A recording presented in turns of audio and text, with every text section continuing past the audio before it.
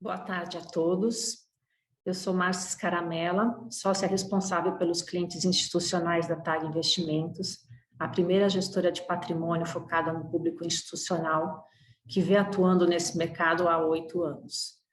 É com grande satisfação e orgulho que dou as boas-vindas a todos os participantes aqui presentes ao nosso segundo dia do TAG Summit Conselheiros. Este evento foi inspirado pelo sucesso da segunda edição do TAG Summit que aconteceu no ano passado, principal evento voltado ao público institucional feito por uma casa independente. Tivemos, naquele momento, mais de 700 participantes ao longo de 2 dias de evento. Hoje vamos ter um dia bem interessante. Vamos discorrer a respeito da governança nos novos tempos, sobre os desafios da profissão de conselheiros e uma ótima e importante atualização sobre legislação. Agradeço desde já a todos os painelistas aqui presentes, esse time de peso que vai falar conosco no dia de hoje, que toparam trazer suas experiências de forma aberta e direta. Espero que aproveitem, um forte abraço a todos e uma ótima experiência.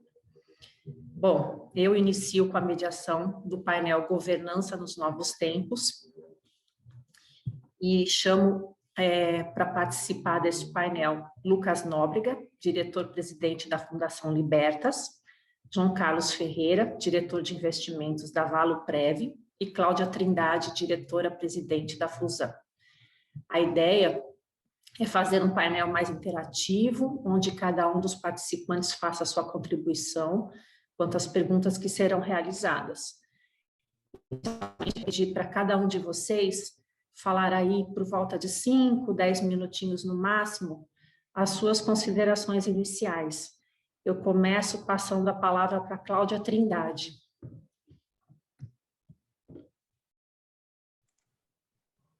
Obrigada, Márcia. Boa tarde a todos.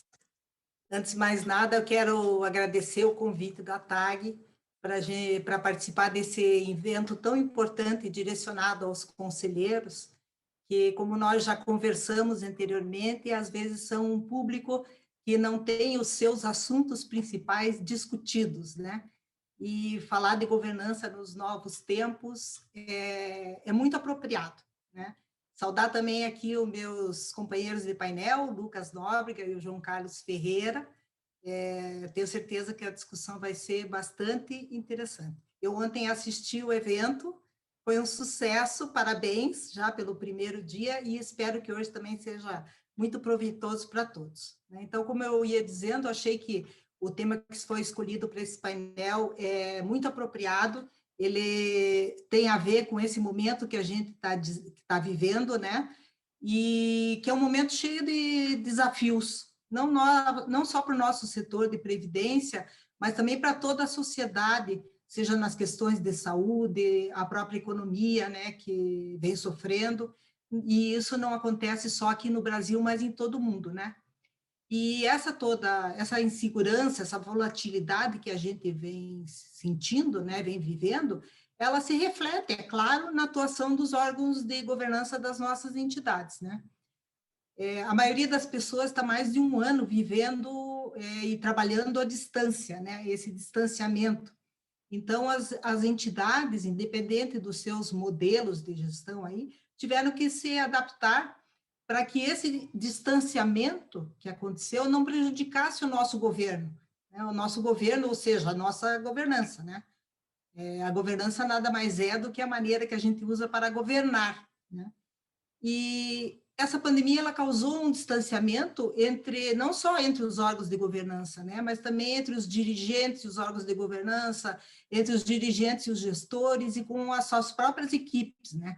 E a gente teve que superar todo esse momento por meio dessas ferramentas digitais que a gente possui, né? Quando há 1 ano atrás a gente pensaria que a gente estaria aqui em um evento à distância, cada um na sua casa passando a sua mensagem, né? E então precisa você ter um esforço redobrado para que nem a transparência, nem o fluxo de informações seja prejudicado pelo distanciamento, né? E então o que se destaca? Uma das coisas que se destacam é que existe uma demanda por uma comunicação cada vez mais eficaz entre todos aí os stakeholders, ou seja, as partes interessadas do nosso negócio, desde a nossa equipe, passando pelos participantes, pelos assistidos, as patrocinadoras, e, é claro, também entre a diretoria e os conselhos, né? Então, qual que é o grande desafio que a gente tem nessa área de comunicação, né? Além de ter uma linguagem clara, que seja clara para diversos públicos, porque a gente sabe que o nosso meio da previdência é cheio de linguagens economiquezes e de previdência também, então termos que às vezes não são compreendidos nem pelos participantes e às vezes nem por um conselheiro que está chegando, né? Então, o que a gente precisa fazer? Nós precisamos proporcionar distintos canais e formas de comunicação que sejam eficientes para cada público. Desde aqueles mais jovens que hoje querem viver olhando vídeo, né, o YouTube, Spotify, esse tipo de ferramenta, até os mais idosos, que você tem que, de repente, mandar na casa dele ali o informativo escrito, porque é assim que ele vai ler, né? E sem deixar nunca de pensar nessa linguagem clara, né? Então, esse encargo de garantir essa transparência e essa comunicação eficaz é um desafio de todos nós, de todos os órgãos de governança, porque nós temos a responsabilidade de zelar por o futuro de toda uma população, tá? Como nós estamos falando, nessa minha fala inicial, eu quis introduzir aqui, porque como nós estamos falando de governança em novos tempos, gostaria de puxar o assunto da equidade e também da diversidade, né? A gente sabe que numa equipe, quanto mais equidade entre gêneros e diversidade entre raças, culturas, etnias, formações diferentes, estudo, tal, você tiver, mais produtivas as discussões vão ser e mais enriquecedoras, com certeza, elas vão ser, né? Então, a gente sabe que, não só aqui no Brasil, mas mundo afora, os conselhos, os boards, eles têm uma predominância masculina, né? É chamado aquele, assim, o reinado do homem branco, né? O cara, ele é homem, ele é branco, então ele está no primeiro lugar na fila para qualquer demanda que aparece, né? Então, um exemplo que eu estava vendo uma pesquisa esses dias é que, por exemplo, nos Estados Unidos, que é dito tão avançado, né? De todas as companhias que são listadas no S&P 500, somente 24% dos assentos nos conselhos são ocupados por mulheres, né? Na França, a França é o país mais evoluído nessa questão. Chega a 42% os assentos nos boards ocupados por mulheres, né? No Brasil, esse percentual ele vem crescendo. Então, ele cresceu lá de 2015 até 2020 de 7% para 11%. 7,2% para 11,2%. Então, esse índice ele mostra um crescimento, mas ainda é muito aquém daquilo que a gente precisa, né? E se nós incluirmos nessa conversa também a questão da diversidade racial, daí então que a gente vai ver que tem uma jornada muito longa a ser cumprida, né? E nós precisamos muito evoluir nesse sentido, né? Então, como eu disse, já está muito comprovado, né, que essa diversidade nas equipes e nas mesas de discussão, ela traz equilíbrio, traz outros olhares, traz riqueza de visões, o que certamente vai levar a decisões melhores, né? E a gente acho que tem que parar e pensar um pouquinho assim, né?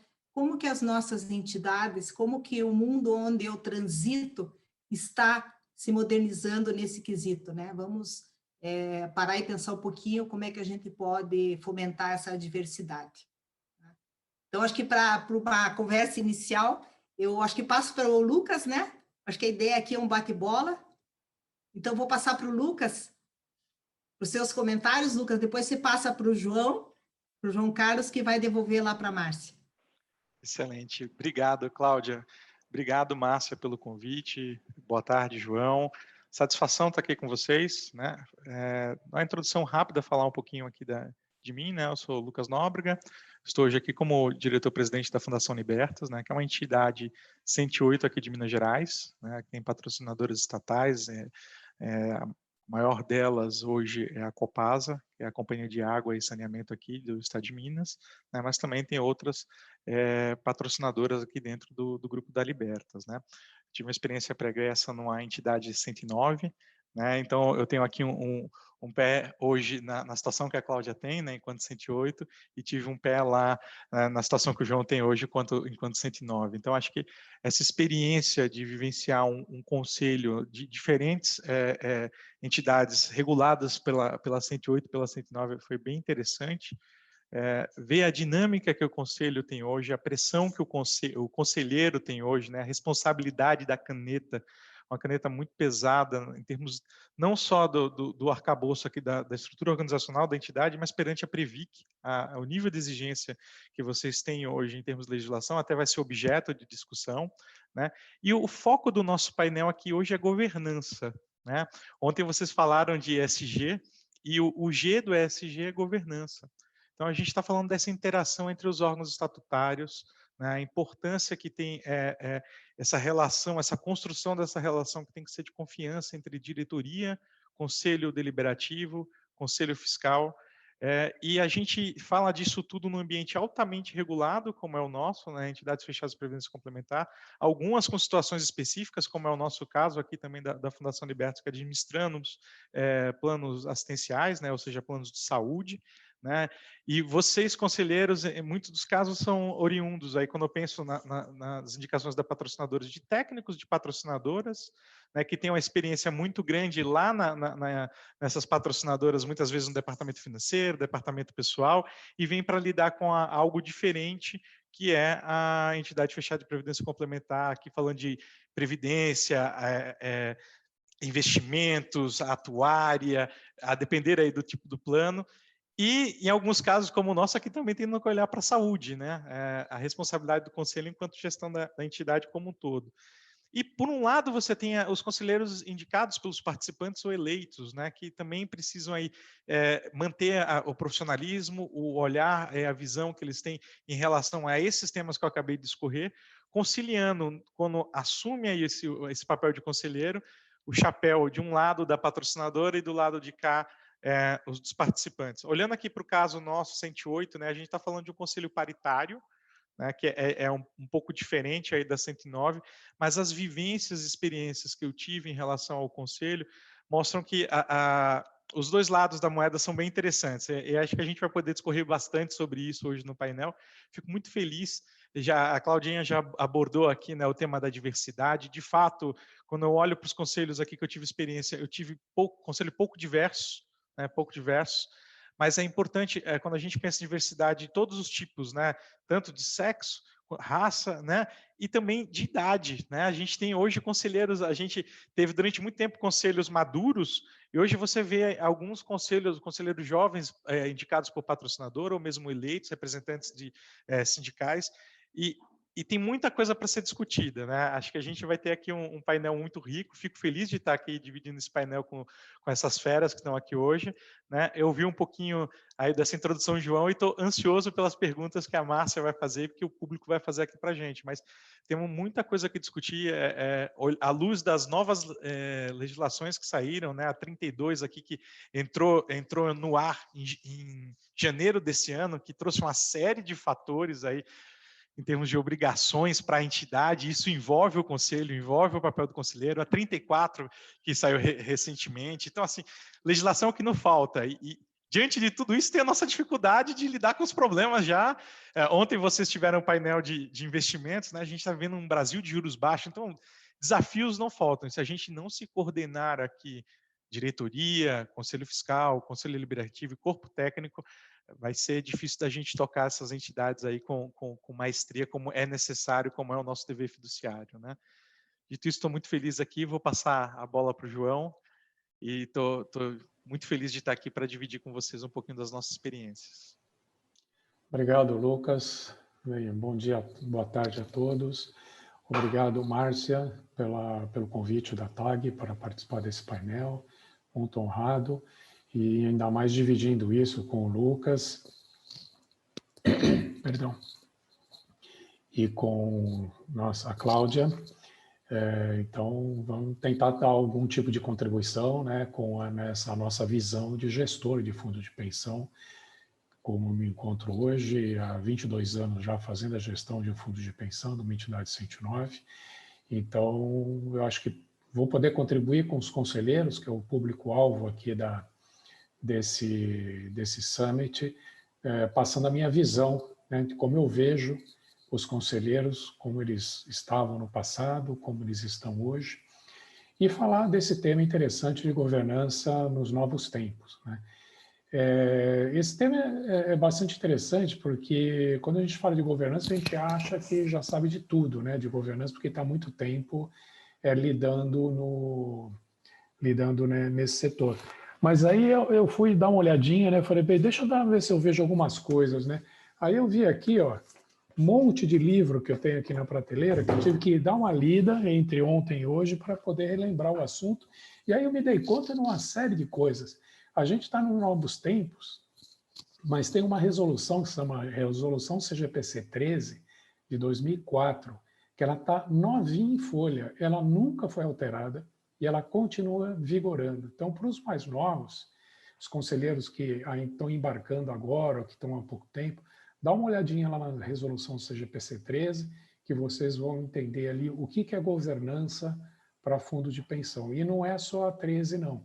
Depois da 13, veio uma série de outras coisas atrás. Eu acho que o ponto inicial ali realmente foi a Lei 109 e 108, lá em 2001. Depois veio a Resolução 4661, né? 4661 não, a 4942, que é a que trata das punibilidades na administração de fundos de pensão e tudo mais. Ao longo de todos esses anos sempre teve a resolução do Banco Central para tratar de investimentos, mas eu fiz assim de cabeça, rapidamente, o que surgiu depois da Lei 109. Assim, muito de cabeça, a 13 já introduziu Código de Ética, fundo de pensão nunca teve. Código de Ética, eu lembro quando a 13 entrou, eu falei, pô, mas eu tenho que escrever um Código de Ética para quê? Né? Foi a pergunta, né? Hoje, a pergunta que a gente faz é diferente, né? Assim, qual é o seu código de ética? Quero ver o seu código de ética primeiro, antes de começar a conversar com você, para eventualmente levar o meu plano para você administrar, né? Você já começa pedindo essas coisas. Aí veio o manual de governança, matriz de risco, plano de ação, tinha plano de contingência, também tinha tudo isso na 13. Só que depois veio cartilha do participante, gestão baseada em risco, guia de melhores práticas, certificação de dirigentes, que a gente vai falar sobre isso, guia de melhores práticas de investimento, melhores práticas de governança, atuarial, contábil, auditoria, sustentabilidade, avaliação imobiliária, gestores ESG, diversidade, que já foi mencionado aqui, e manual de empréstimo, ou seja, tudo material produzido, tanto pelas comissões técnicas da ABRAP, quanto produzidos pela própria Previc. E a hora que você lista isso e coloca na frente, eu me assustei. Eu fiz isso ontem à noite, eu falei, puxa vida, mas faz tempo que eu não leio um monte de coisa ali, eu acho que eu estou deixando passar uma série de coisas. E o desafio hoje dos novos tempos é a gente ter toda essa governança nesse mundo pandêmico e isolado, né? E a gente, ao mesmo tempo, fazer tudo isso funcionar, né? Então, assim, essa é a dica inicial que eu coloco aqui para a gente discutir. É uma resolução antiga, mas que continua nova nos tempos de hoje. Já há 17 anos tem essa resolução. E, assim, não é uma crítica, mas eu arrisco dizer que tem muito conselheiro assistindo aqui que nunca ouviu falar dela, né? Não é um erro, talvez tenha sido falta do seu gestor dizer que ela existe, né, e te dar assim, um banho de CGPC 13, mas o nosso objetivo aqui é exatamente dar esse pontapé inicial e eu espero que eles saiam aqui com alguns inputs bem interessantes para ir discutir com seus times. Obrigado. Bom, vamos começar com as nossas perguntas. Como todos já disseram, a gente fez aqui pegamos o conteúdo de tudo um pouquinho que se refere à governança, tentando abranger o máximo possível de conteúdo. E eu vou começar com o Lucas. Às vezes, falar sobre governança parece dar a impressão única e exclusiva a estar aderente às normas e regulação. Porém, nós sabemos que isso vai muito além, né? envolve seguir princípios de transparência, equidade, como a Claudinha falou, prestação de contas, né? Responsabilidade. Com base nisso, como que a gente pode realizar a governança nos novos tempos? Eu passo a palavra para você e depois gostaria que Cláudia e João complementassem, tá? Podia ter sido um pouco mais fácil, hein, Márcia? De fato, é um pouco do que o João comentou, né? Não é só ficar aderente à legislação, e eu convido vocês depois a fazerem um exercício, né? De olharem, a Previc, ela editava um manual de normas, né? E eu tenho alguns manuais desse de norma que a gente costumava receber nos congressos da ABRAP.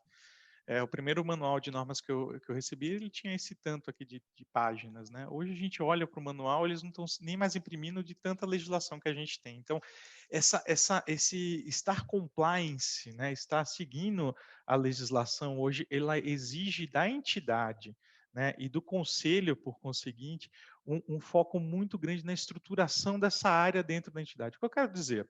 É muito importante, dentro das entidades de vocês, terem alguém ou alguma área hoje olhando para compliance, né? E olhando para compliance, e a gente fala que tem um trinômio aí também, que é o GRC, né? Que é governanças, riscos e compliance. Então, se dentro das tuas entidades, né, não tem essa área, é algo que você já deveria perguntar para o dirigente como é que a gente vai implantar e como é que a gente vai olhar, porque é essa área que vai fazer. Eu costumo falar que uma das coisas mais importantes que a gente tem é o nosso sono, né? E como assim? Você está deitando a cabeça do teu travesseiro tranquilo, diante de toda essa responsabilidade que, enquanto conselheiro, você tem, a mesma responsabilidade que nós aqui, né, dividindo aqui o painel, temos enquanto diretores, né?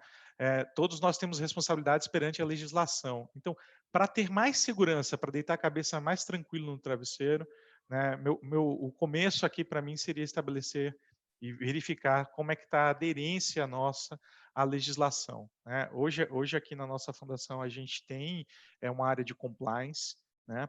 Tem a área também de controles internos, riscos, controles externos. A gente faz testes periódicos para ver se a gente está seguindo a legislação. Isso dá muito conforto para o conselho e para a diretoria, né? E quando eu falo conselho, eu falo para ambos os conselhos, tanto o fiscal quanto o deliberativo. Lembrando sempre que o conselho fiscal ainda tem que fazer aquele ato regular, que também está previsto lá na 13, né, João, que é a manifestação do conselho fiscal, que vai olhar para tudo isso, né? Que vai olhar para isso e outras coisas a mais. Então, ter essa segurança de que a entidade está seguindo, né, a legislação, que é dentro dos conformes, que está seguindo toda aquilo que está estipulado também nos normativos internos da entidade. Vamos lembrar que a Previc, ela solta, né, as instruções normativas. Você tem hoje o CNPC, que vai trazer as resoluções. Antigamente era o CGPC, né? Você tem, além disso, o Banco Central, o CVM, tem todo o arcabouço externo. Dentro do nosso segmento, a gente trouxe mais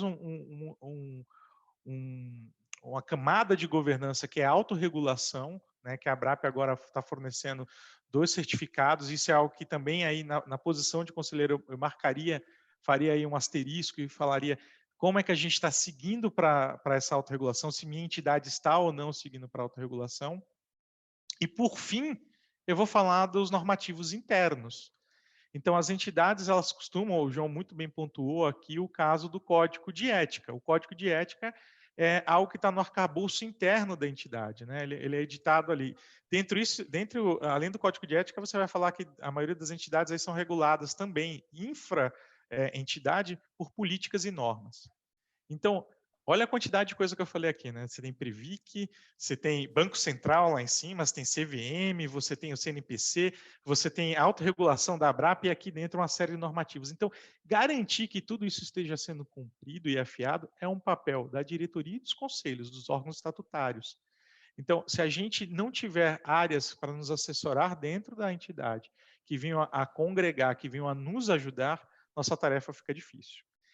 Dito isso, eu vou só fazer um complemento antes de passar a palavra para o João e para a Claudinha, que é, ainda assim, a gente tem que garantir que esse diálogo funcione entre os órgãos estatutários, diretoria, conselho fiscal e conselho deliberativo.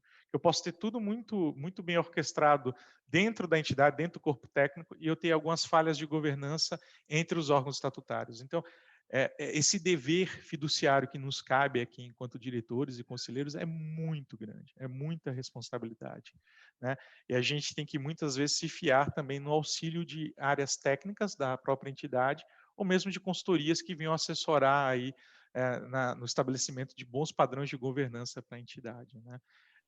Mas recomendação aqui inicial, se eu pudesse falar, tenha uma área dedicada para compliance e riscos de forma geral, e, se possível, FITS também numa consultoria para assessorar vocês nisso, né? Tanto os conselheiros quanto, eventualmente, a entidade de forma geral, né? Agora a bola está com vocês aí, João e Cláudia. Deixa eu aproveitar, já que o Lucas se apresentou, vou me apresentar também. Para quem não me conhece, eu sou Cláudia Trindade, eu atuo como diretora-presidente das fundações Sanepar, porque nós somos duas fundações, uma de Previdência e uma de Saúde. Diferente de você lá na Libertas, Lucas, eu tenho 4 conselhos, 2 fiscais e 2 que são de administração e deliberativo, né? Então, não é tão pesado para um conselho só saber de Previdência e de Saúde, isso aí tá separado, né? Eu comecei além disso, eu sou diretora regional da ABRAP, sou diretora acadêmica da UniABRAP e também aqui da Previpar, que é a Associação dos Fundos de Pensão aqui do Paraná, né? Então, são vários chapéus que a gente acaba tendo que usar no dia a dia, mas que só engrandecem aí o nosso conhecimento e o nosso trânsito aí no meio, né? Eu comecei minha vida de previdência como conselheira. Na época, eu fui conselheira eleita lá no ano 2000 para o Conselho de Curadores, porque isso foi na pré-história, porque foi antes das leis 108 e 109, né? Então, no ano 2000, eu comecei lá, conselheira eleita, o mandato era de 2 anos, tal, e daí vieram as leis e começou toda, né, essa mudança das entidades, de ter que mudar os planos. Bem nessa época também, a Sanepar, que é a nossa patrocinadora principal, instituidora, ela abriu o capital ao mercado, então veio toda uma influência da CVM em cima, das regulamentações da empresa, então você mudou totalmente aquele olhar que você tinha e a relação com a patrocinadora para já era um outro mundo, né? Hoje nós estamos no terceiro, sei lá, quarto mundo, né? Depois, em 2002, eu continuei como conselheira da indicada, conselheira deliberativa, e em 2003 eu fui convidada para passar para a presidência aí da Fusan, né? E bem como o João Carlos falou, eu até tinha anotado isso para comentar com vocês, eu comecei em 2003 como presidente, e em 2004 veio a CGPC 13. Né? E isso foi um marco na governança dos fundos de pensão, um marco na nossa vida. Né? Eu digo assim que ela já tem, como o João falou, 17 anos, mas ela é muito atual. Ninguém pode não ter lido a CGPC 13, né? Ele é um guia da governança, né? Então, como já foi dito aqui, ele instituiu código de ética, código de conduta, manual de governança, tudo. Nós sentamos, fizemos uma comissão e começamos a trabalhar em tudo aquilo, né? Então, não era só você produzir papel, e sim você se adaptar a uma nova condição de uma entidade ser como se fosse uma empresa externa que tivesse que se adaptar a esse público, né? Uma outra coisa que vocês já comentaram aqui, eu acho importantíssimo, é que junto com o Código de Ética, a gente tenha também nosso canal de denúncias, né? Além da ouvidoria, porque para quem tem saúde sabe que a ANS obriga a gente a ter uma área de ouvidoria, né? Que no meu caso aqui, ela atende previdência e atende saúde. Mas você ter um canal de denúncia para que as pessoas se sintam confortáveis para se houver qualquer coisa errada. Hoje a gente fala muito em fraude, em corrupção, em desvios que possam ter havido, né? Então, esses canais são muito importantes para nós, né? Eu até deixei aqui para ler para vocês só o artigo 1º da CGPC 13, né? Porque diz tudo.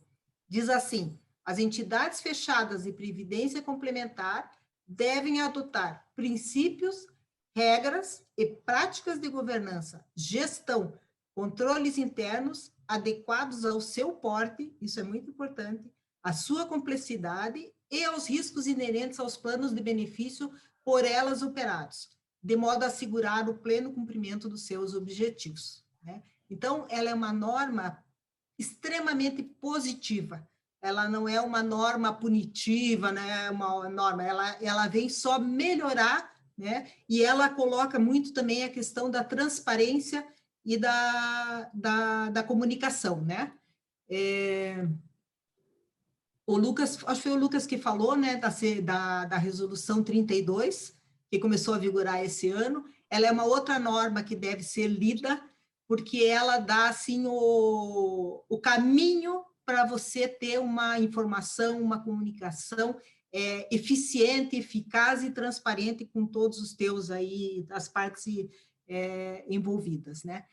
Por incrível que pareça, pessoal, hoje nós temos ainda mais ou menos 1/3 de entidades fechadas de previdência complementar que sequer tem site.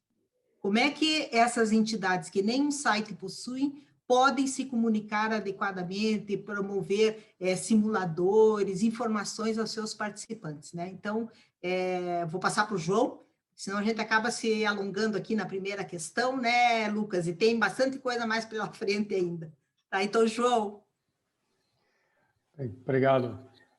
Sim, colocamos uma série de assuntos aí na mesa e essa leitura do primeiro parágrafo ali da CGPC 13, né, quando ele menciona adequado ao porte e complexidade. Isso é muito importante, porque às vezes o dirigente, né, o conselheiro que está aqui nos assistindo, vai, assim, enquanto ele está nos assistindo, ele está dando uma lida ali na 13, ele vai, pô, mano, nós não estamos fazendo nada disso, né? Olha quanta coisa a gente não está fazendo, mas calma, né? O próprio departamento de GRC, que o Lucas mencionou, às vezes a sua entidade não precisa ter esse GRC, basta ter uma consultoria ali te assessorando nessas questões. Então, é sempre importante lembrar, adequado ao porte e à complexidade. Mas o importante da 13 é que a 13 discorreu muito sobre a questão de governança. A 13 já falava de conselheiro independente, coisa que vai ser o tema de amanhã. A 13 já falava do preparo, eleição dos representantes dos empregados. Nós fizemos a nossa primeira eleição em 2002, logo depois da norma. De lá para cá, eu estava tomando nota aqui, já fizemos 6 eleições, todas eleições diretas. Então, a gente começou lá, desde lá de baixo, e tudo eleição eletrônica, né, porque era adequado ao nosso porte. A gente conseguia, né? Você ter, que a Cláudia mencionou do site, né? A gente tem site desde o ano 2000, né, mas era o perfil do nosso público, né? É um público ligado na tecnologia, a origem é de empresa de tecnologia. Então, para a gente não era muito difícil espetar tudo na internet, porque o pessoal estava acostumado. Agora, outras entidades de portes diferentes e complexidades diferentes, talvez tenham que ter os 2 modelos. O modelo do papel e o modelo da internet também. Então, sempre tudo adequado ao porte e à complexidade da entidade, né? A 13 falou também da questão do monitoramento de riscos, né? Tivemos que fazer mapa de risco, planos, tudo mais. A divulgação, ela menciona a divulgação também, apesar da 32 estar melhorando ainda mais esse ponto, a 13 também fala disso, e também da manifestação do Conselho Fiscal. Eu destacaria que também, adequado ao porte e à complexidade, a importância dos comitês de assessoramento nas entidades. Tá? Então, além de tudo isso que a gente já tem hoje, todos esses guias que eu mencionei na minha primeira fala, manuais, estruturas e as entidades maiores departamentos, né? Você tem, dependendo algumas entidades são obrigadas a ter comitê de auditoria, né? As sistematicamente importantes, né? Isso acho que também foi um avanço na legislação, né? Selecionar entidades sistematicamente importantes que vão estar, assim, o tempo inteiro sendo supervisionadas pelo órgão supervisor, né? É uma atitude de governança do próprio órgão supervisor, né? E não aquela coisa tinha o plano anual de fiscalização, que era o PAF, não sei como é que eles sorteavam lá, não sei como é que era, mas de vez em quando a gente saía lá no PAF e a pessoa vinha lá para fiscalizar a gente, né? Mas, assim como a gente, devia haver um sorteio, algum critério também para as grandes entidades, né? E hoje a gente tem essas entidades, grandes entidades, que realmente abarcam um número muito grande de pessoas, de participantes, de assistidos, de familiares, que realmente precisam ter um acompanhamento constante. Não que eles estejam fazendo alguma coisa errada, não é isso. Mas para que realmente se garanta que estão seguindo realmente as normas e os procedimentos de governança. Tá? Comitê de compliance também, acho que é um comitê de assessoramento que as entidades podem lançar lançar mão. O comitê de risco, comitê de controles internos e comitê de investimentos, né, que, por incrível que pareça, nós aqui hoje estamos discutindo essa questão de comitê de investimentos, a gente não é uma entidade tão grande assim, mas estamos começando a discutir, porque está sendo realmente necessário. Por quê? Porque se você quer obter o selo de autorregulação do sistema, quer ele seja de governança, quer ele seja de investimentos, você precisa ter algumas instâncias independente do porte. Mesmo você tendo um porte menor, é importante que você tenha essas instâncias para que dê a transparência necessária de todo o processo decisório. Todo o processo decisório precisa ser muito bem rastreável e muito bem transparente para que ele não seja questionado, né? Como o Everaldo falou, né? Ontem, que é um termo que ele usa muito, né? Que é o profeta do passado, o conselheiro que é o profeta do passado, né? Fala, não, mas o CDI foi melhor, no ano passado você devia ter colocado de CDI, né? Mas agora já passou, né? Tinha que ter dito isso, eu tinha que ter avisado que ia ser melhor lá atrás, né? Então, o conselheiro profeta do passado é o que ele fala, não ajuda, né? Ele só atrapalha. Então, além disso, essa falta de interlocução entre os órgãos estatutários, que o Lucas mencionou, isso é muito sensível, isso é muito crítico, né? Precisa haver uma harmonia entre os órgãos estatutários. E as eventuais divergências precisam ser fundamentadas. Eu divirjo de você, mas eu divirjo fundamentando a minha divergência, e não na minha opinião. Mas eu acho que a gente vai ter oportunidade de discutir esse tema aí na próxima meia hora, pelo menos. Márcia. Perfeito. Bom, agora vou direto para você, hein, Claudinha. É um assunto que você gosta. Falar em governança, como a gente já mencionou aqui, é falar de capacitação de time, né? Então, temos até instrução normativa sobre isso. Cada vez mais exigida via certificação, processos seletivos, com o enorme desafio de aumentar custos.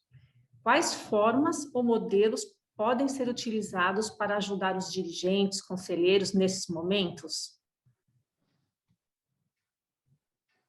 Márcia, você acertou na mosca. É um assunto que eu gosto muito, tanto que estou atuando lá na Uniabrap, né, na diretoria acadêmica.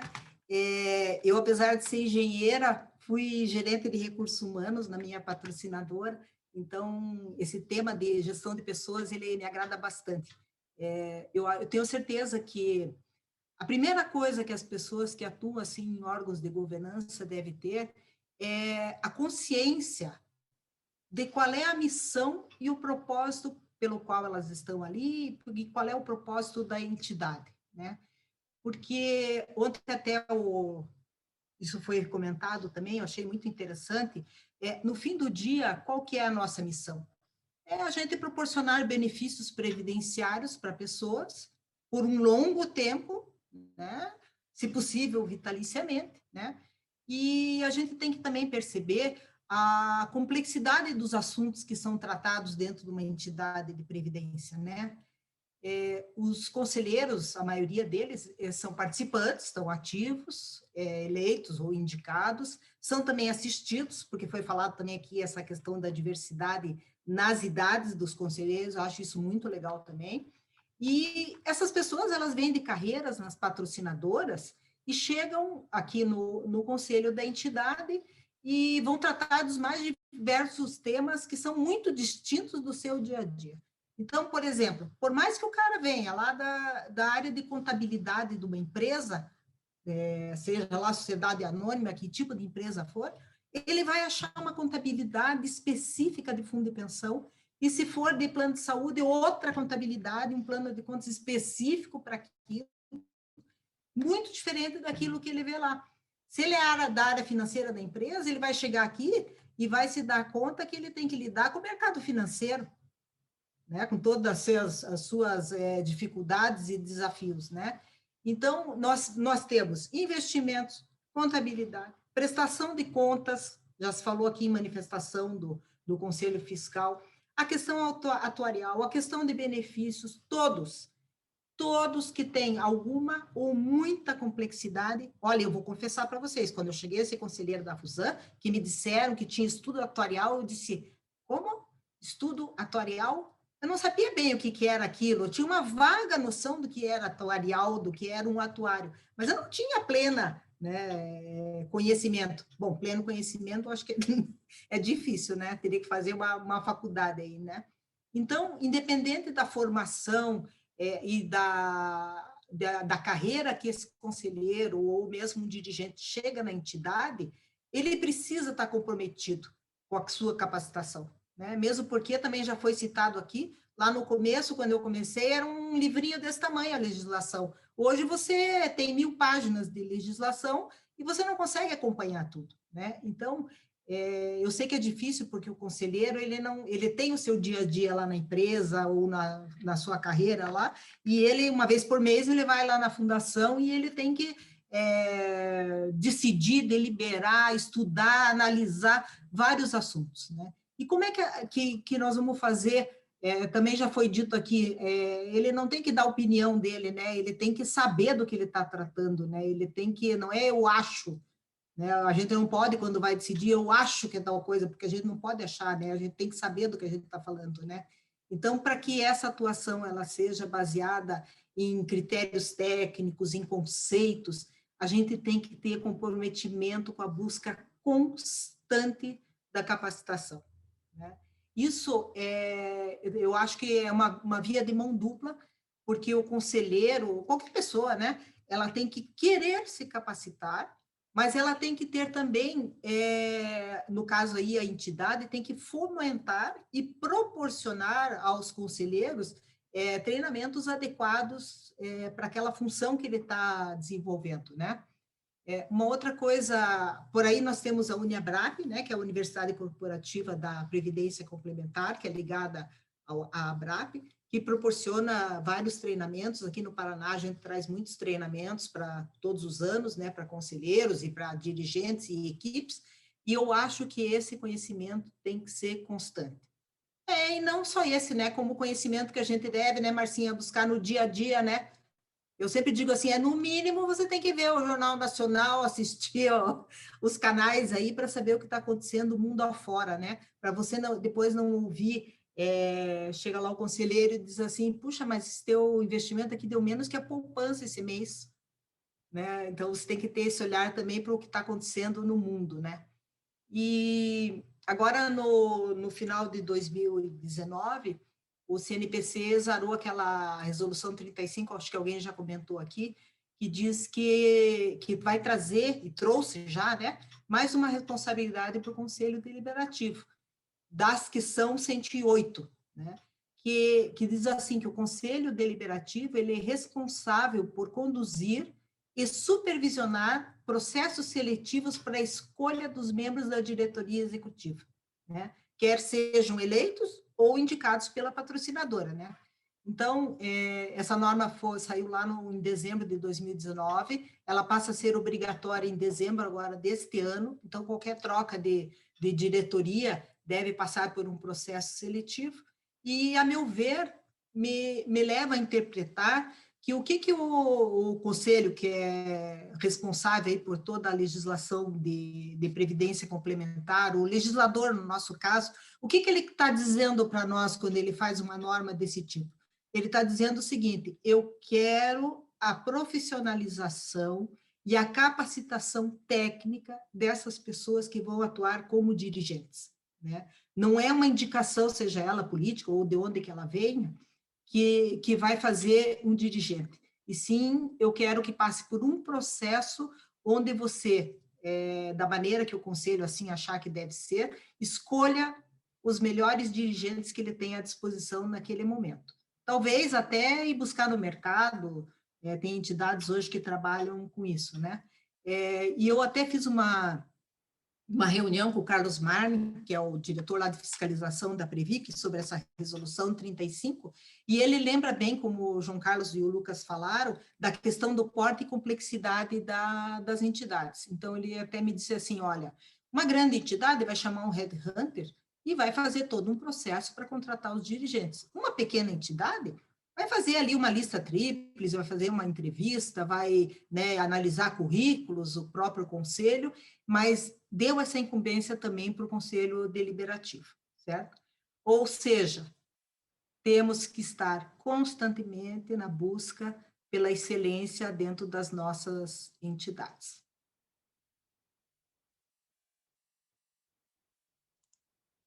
É isso. Lucas, ou sou eu, ou qualquer um? Quem você quis, quem quiser, quem quiser. Tá ali. Não, eu tava com, não, é o Lucas primeiro, Lucas. Você que é o cara que conhece os dois lados da história. Obrigado, João. Quando eu penso aqui na questão da capacitação, ela é mega importante, né? A gente está falando da capacitação do conselho, acho que a Cláudia muito bem colocou, né? A gente tem hoje a própria universidade corporativa da ABRAP, né? Que é a UniABRAP, que é fantástica para fazer esse ensejo, mas a entidade também tem todo esse papel, a entidade, seu corpo técnico, os dirigentes, de capacitar os conselheiros, né? Não é um assunto trivial. De fato, tem uma ampla gama de conhecimentos e o fato de vir, por exemplo, às vezes um executivo grande, né, no nosso caso lá na outra entidade que eu trabalhei, era uma multinacional, e tinham pessoas que tinham experiências pregressas da área de investimentos, da área de investimentos não, da área de tesouraria. Só que na área de tesouraria de uma empresa, muitas vezes ele está preocupado com caixa e aplicação em 1, 2 dias. Quando eu vou pensar numa entidade fechada de previdência complementar, eu estou falando de um passivo atuarial, né? Com às vezes 20, 30 anos, 40 anos de duração. Quando eu for pensar aqui, nesse caso, tanto lá na outra entidade como aqui, eu tenho pessoas que, em tese, vão fazer fruição do benefício até 2080, né? E nesse caso eu não tenho um título para comprar para 2080, o máximo é 55, né? Então, como é que eu vou casar esse ativo e esse passivo? Eu não posso ter um olhar de curto prazo. Então, a minha experiência pregressa, claro que era importante, né, na função de conselheiro, mas a dinâmica e as funções que a gente exerce aqui hoje dentro das entidades sociais de previdência complementar são diferentes, né? Isso posto, essa capacitação é fundamental para a gente conseguir ter uma discussão, né?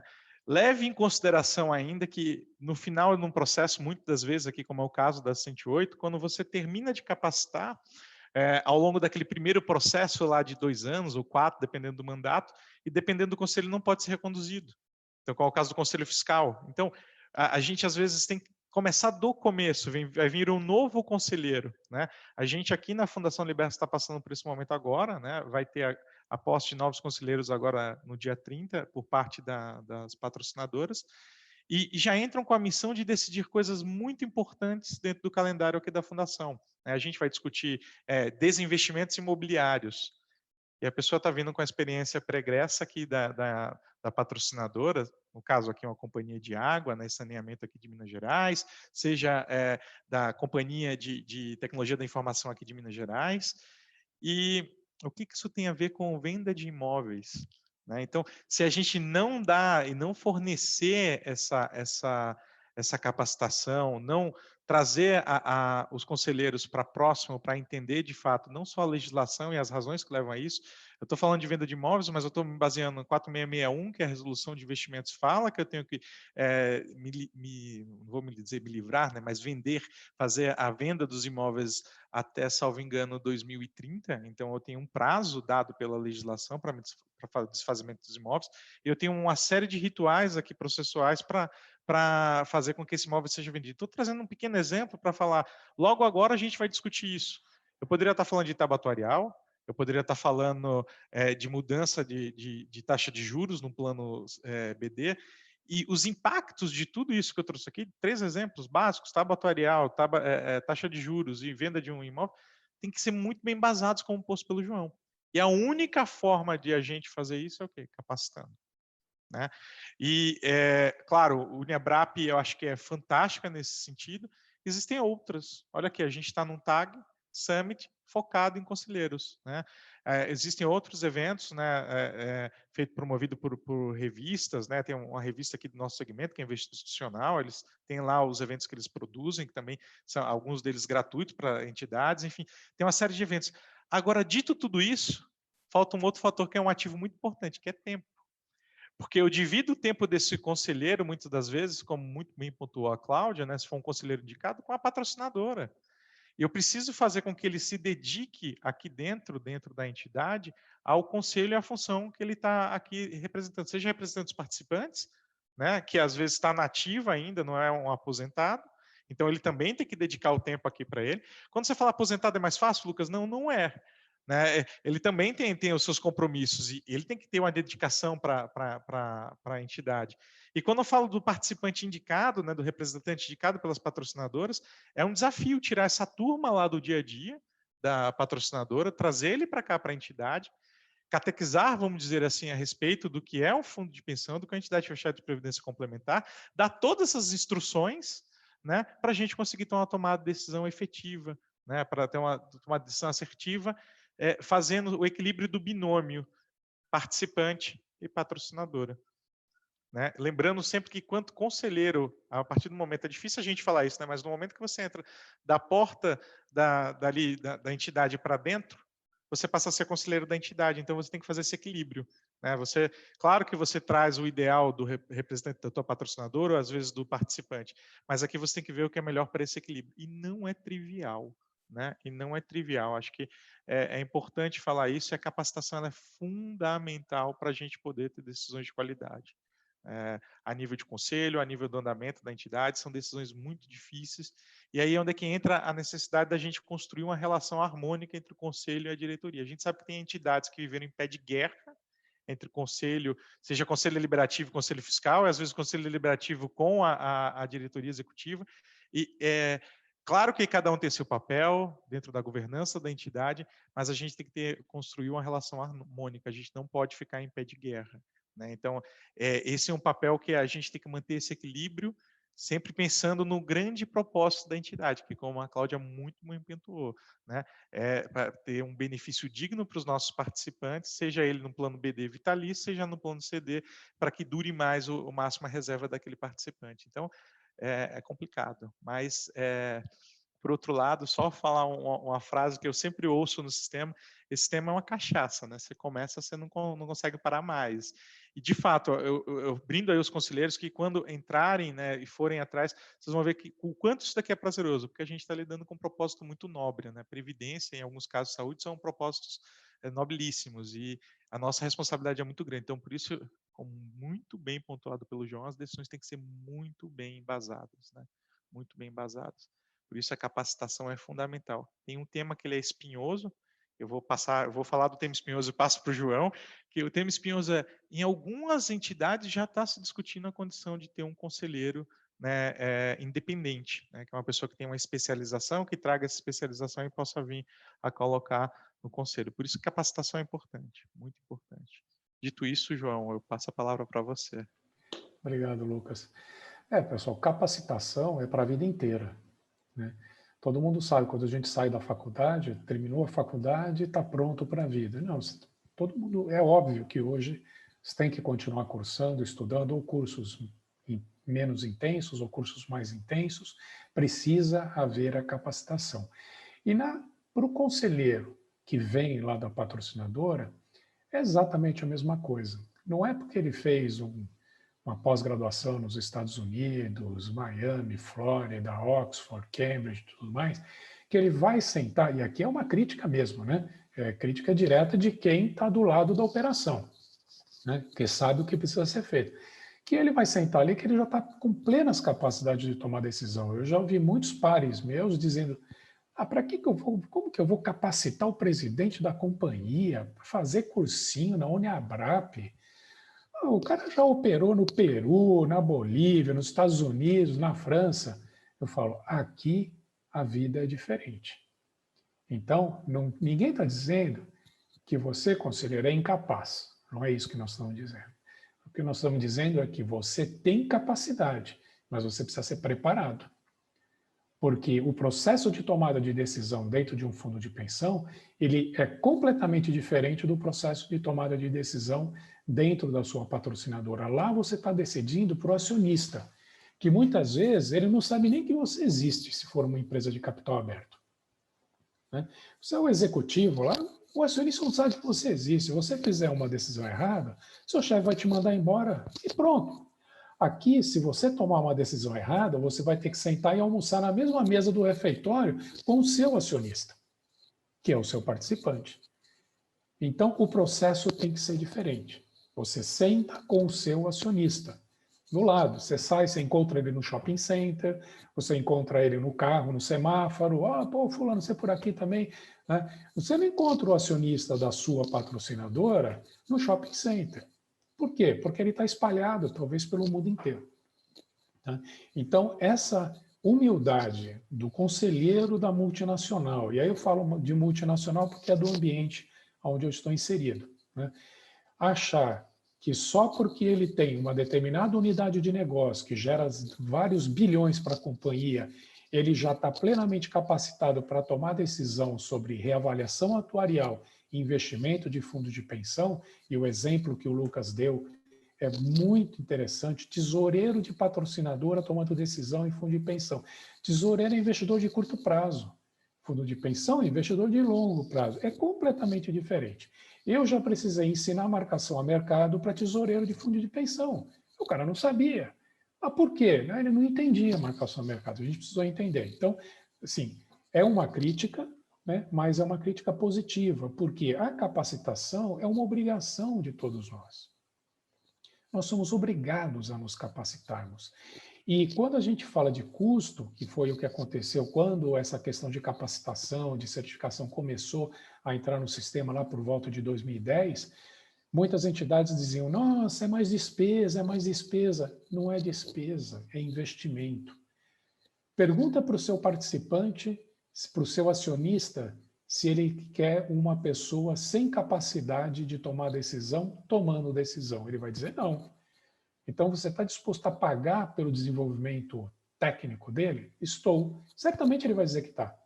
Certamente ele vai dizer que está. Então, não é custo, é investimento. É importante as entidades subsidiarem, ajudarem a capacitação dessas pessoas, mas elas têm que estar abertas a se capacitarem. Tá? Então, nisso tudo permeia a questão da certificação. Puxa, agora eu tenho que certificar os meus conselheiros. Caramba, eu certifico, o cara vai embora. Multinacional, então, nem precisa falar, né? Eu certifico, a patrocinadora vai lá e manda o cara embora, porque tem que cortar custo. Né? Aí entra um outro, eu certifico, manda ele embora. Então, eu estou sempre tendo que certificar, eu estou sempre tendo que pôr gente certificada, estou sempre que treinar as pessoas. Tá? Mas existe também aquela questão da continuidade da certificação. Né? Quando isso foi introduzido lá em 2010, eu peguei agora recentemente o relatório que saiu do ICSS, o relatório é público, né? Está lá no site do ICSS, eu sou diretor do ICSS, mas não é nenhuma informação privilegiada. Se você olhar lá os relatórios anuais, tem essa informação lá.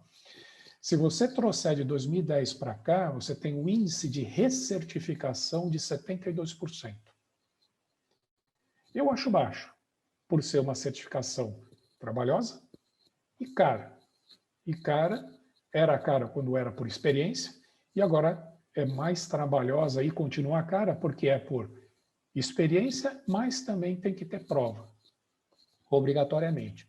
Acabou aquela questão do meu executivo que veio lá de Nova York, vou certificar ele por experiência porque ele trabalha há 20 anos no mercado financeiro americano. Tchau, meu amigo, o mercado financeiro americano é completamente diferente do mercado de fundos de pensão no Brasil. vai ter que aprender alguma coisa assim. Tem que ter humildade para aprender. Tá? Não é demérito nenhum aprender. Então, as certificações são extremamente importantes, quer seja ICSI, não é só ICSS, não. Certificação CFP, certificação CPA 20, CGA, o próprio CFA, que é uma certificação muito top, é mais para quem está realmente no mercado financeiro, mas a gente tem muitos gerentes de investimento do setor de previdência complementar que são CFAs, os caras são fera, conhecem para chu. Né? Então, é importante que se dê essa continuidade. Então, era esse ponto que eu queria dizer, que era a questão do não é custo, é investimento, e de que capacitação é obrigação. E as entidades têm a obrigação de ajudar na capacitação dos seus dirigentes, subsidiando os treinamentos. Agora, os dirigentes também têm que, por conta deles mesmos, se eles gostam do setor, se eles gostarem da pinguinha, como o Lucas mencionou, tem que se capacitar por eles próprios. Né? A Márcia é CFP, eu sou CFP, tem uma série de CFPs aí no segmento de previdência complementar. É uma certificação que você busca na pessoa física. Você não depende da sua entidade para buscar uma certificação. Né? Eu também sou do ICSS, mas esse a entidade lá pagou para eu fazer. Eu fui lá, fiz a prova, coisa e tal, passei. Mas o CFP eu paguei, porque eu queria ter isso na minha capacidade e por isso eu posso fazer gestão dos investimentos do fundo de pesquisa, posso ser o ETQ, porque tenho essa credencial além do ICSS. Então, é importante as pessoas terem essa busca pelo conhecimento e pela capacitação. Perfeito. É aquela história, né? Eu acho que você falou muito bem. Capacitação não é custo, é investimento, e isso em qualquer área da nossa vida, né? Aprendizado tem que ser sempre contínuo. Bom, João, eu vou continuar contigo. Quando se fala de governança, nós estamos falando também, nos referindo a não contrariar os objetivos do plano. Lembrando que a gente tem entidades de perfis diferentes, né? Multipatrocinadas, paritárias, apartadas da patrocinadora. Como que os dirigentes, os conselheiros podem atuar quando são obrigados, no dia a dia, a usar tantos chapéus? O de participante, o representante da patrocinadora, o representante da entidade. Como que eles podem atuar dessa forma? A gente já antecipou, já falou um pouquinho sobre isso, né, no quadro anterior aí. Né? Como a gente estava falando, meio que dando continuidade ao que a gente estava dizendo. É um grande desafio, porque na hora que você vai decidir ali por qualquer o tema que esteja sendo proposto ali, você precisa ter o olhar geral e não o olhar parcial.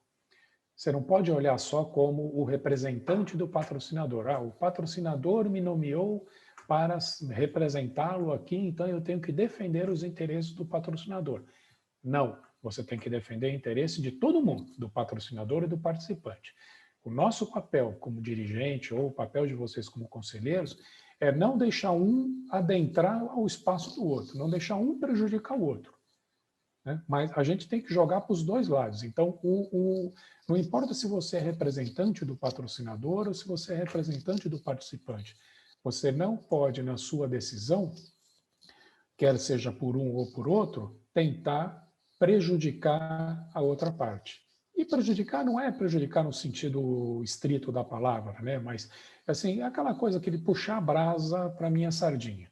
Você tem que decidir com o olhar da entidade como um todo, é ter um olhar geral da entidade e não o olhar parcial, né? E principalmente trazer para o seu conselho a sua visão de negócio, né? Porque isso daqui, como a Cláudia muito bem, a Cláudia não, o Lucas colocou o termo, que é uma atividade nobre, porque nós estamos lidando com o futuro das pessoas, nós não estamos lidando com o futuro do acionista da empresa, que no caso do conselheiro indicado, né, que é a pessoa que está pagando o salário dele, efetivamente. Né? Tem essa questão do tempo também, como que eu vou equilibrar, mas isso a gente já fala depois.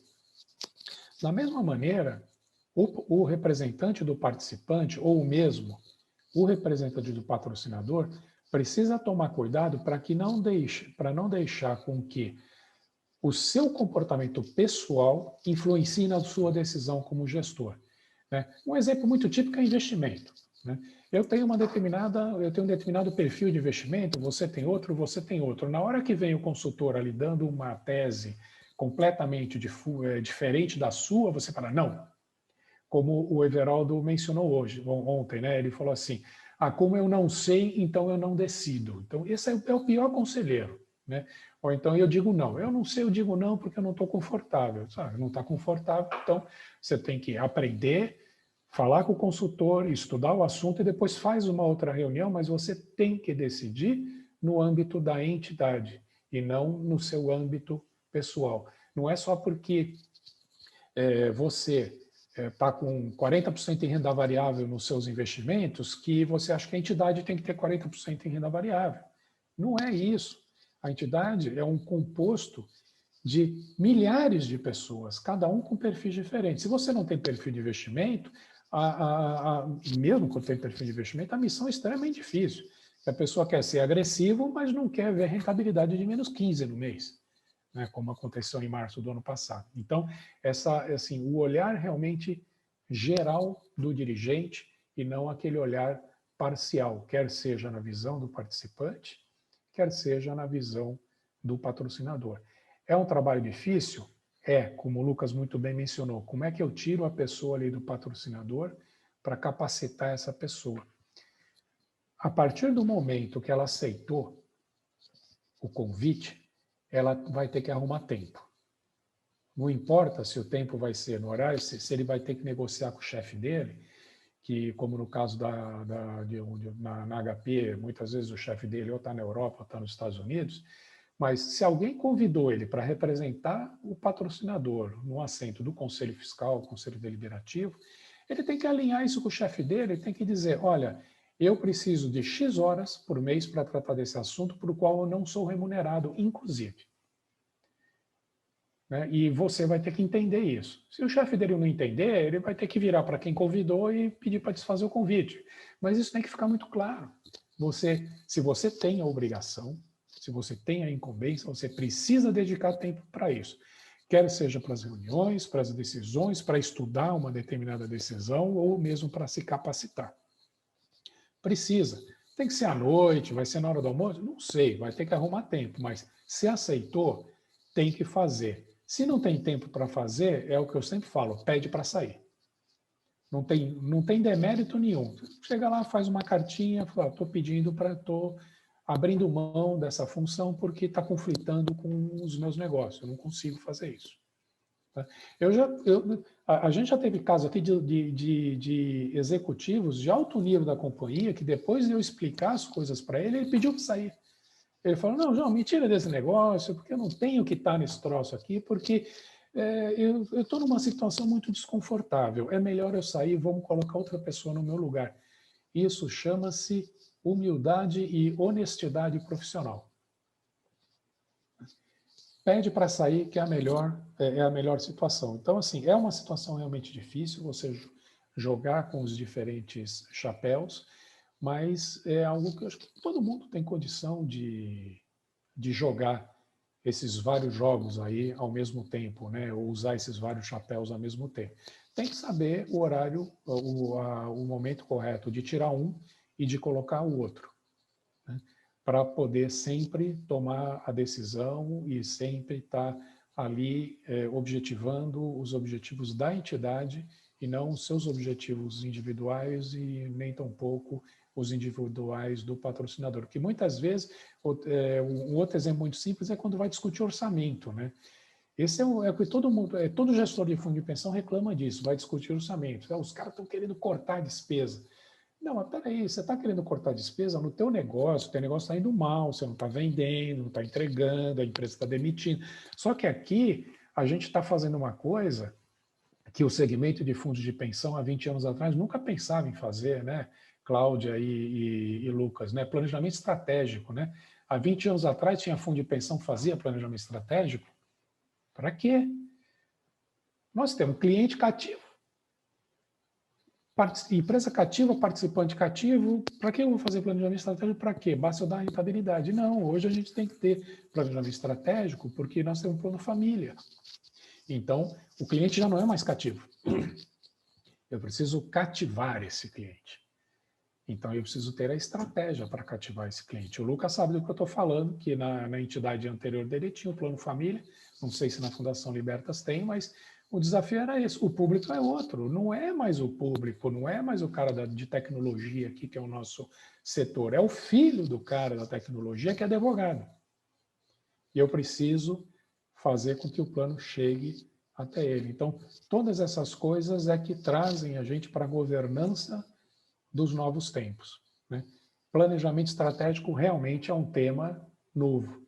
E é um tema que não estava lá na 13, se não me engano. Se alguém pode me corrigir, mas eu vejo várias coisas ali, eu não vejo planejamento estratégico, né? Mas agora a gente precisa disso.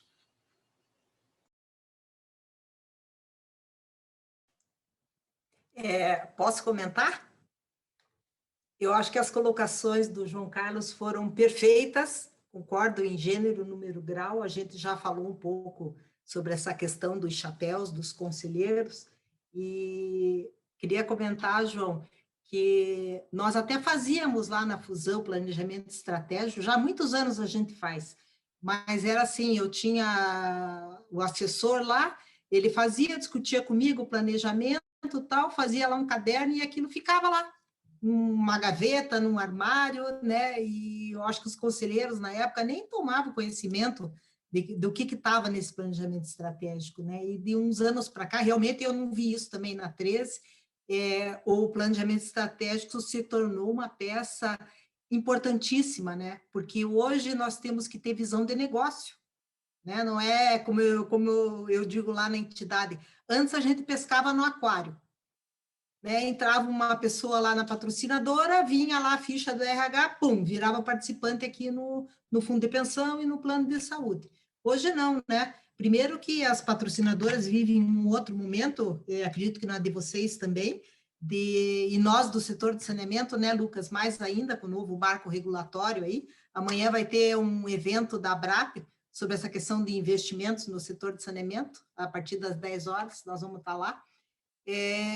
E as empresas não estão mais contratando como antes. Pelo contrário, as empresas estão reduzindo nesse novo mercado, nesse novo cenário, né? Então, se você ficar pescando no aquário, você vai morrer de fome, né? Então, por isso, nós fomos atrás de abrir planos famílias, e hoje a gente já está pescando, digamos, num pesque-pague ou num rio, né? Para que a gente se cada vez cresça mais, daqui a pouco a gente possa estar também pescando no oceano, né?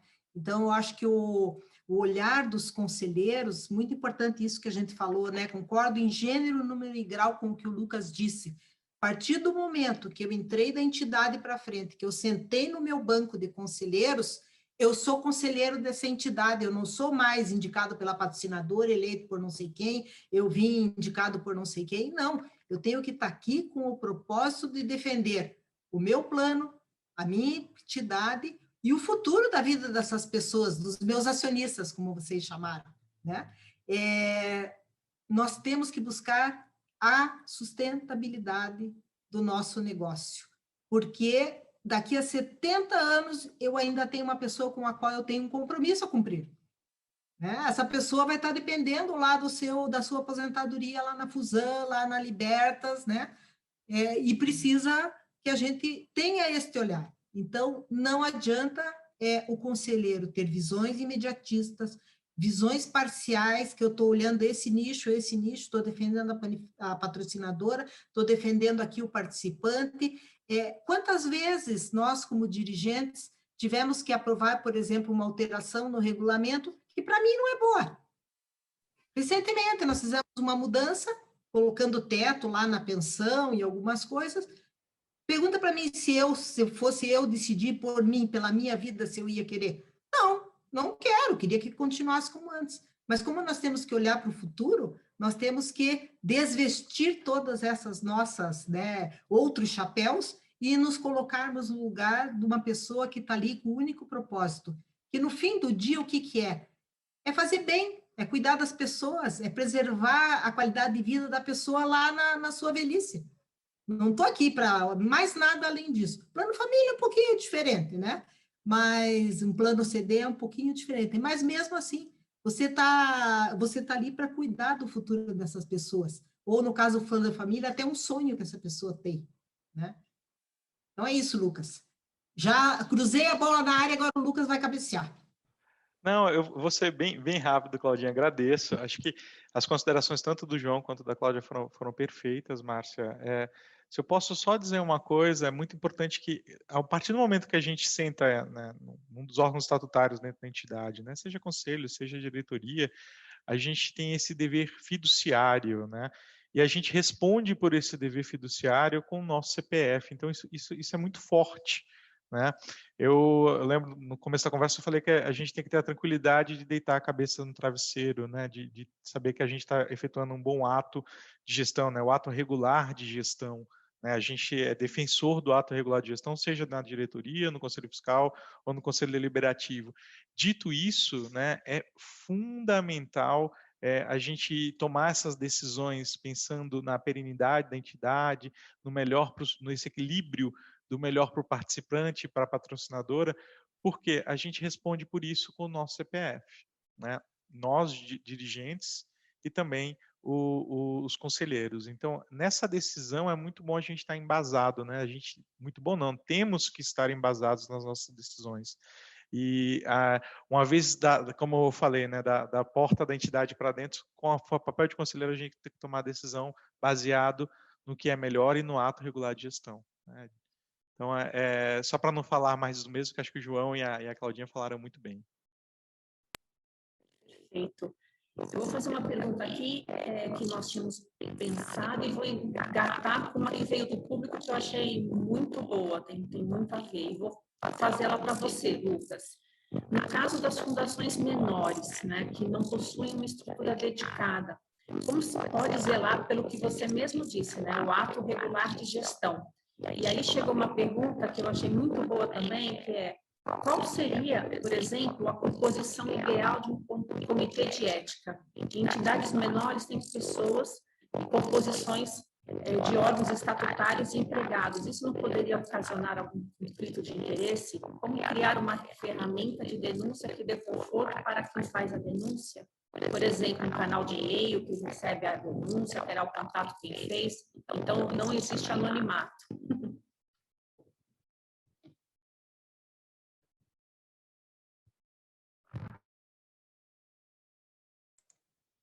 Teu microfone... Tá no mudo aí, Lucas.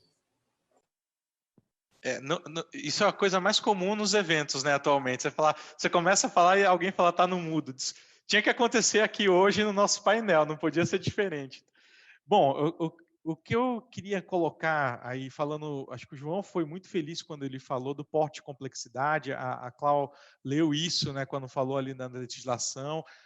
E, Márcia, eu acho que o que responde é o que é adequado ao porte e complexidade da minha entidade. Estou numa entidade pequena, eu vim de uma entidade, antes de estar aqui na Libertas, que tem uma estrutura grande, né, a gente tem um corpo funcional robusto para o tamanho da entidade, ou tamanho adequado, mas eu vim de uma entidade que, tal qual o João aí sabe, as 109 ligadas a multinacionais, tem um corpo muito diminuto de colaboradores, né? E aí a gente tem que se fiar em especialistas externos.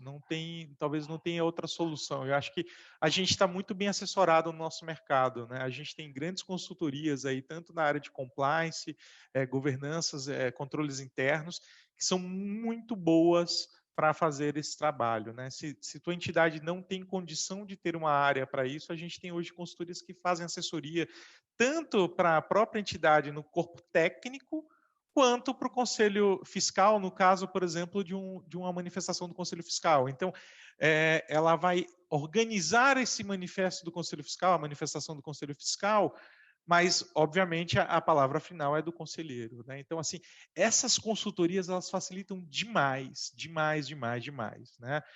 Isso não quer dizer que uma entidade grande não possa ter uma consultoria, tá? E aí, vocês, conselheiros que estão aqui nos ouvindo, a minha entidade aqui é muito grande.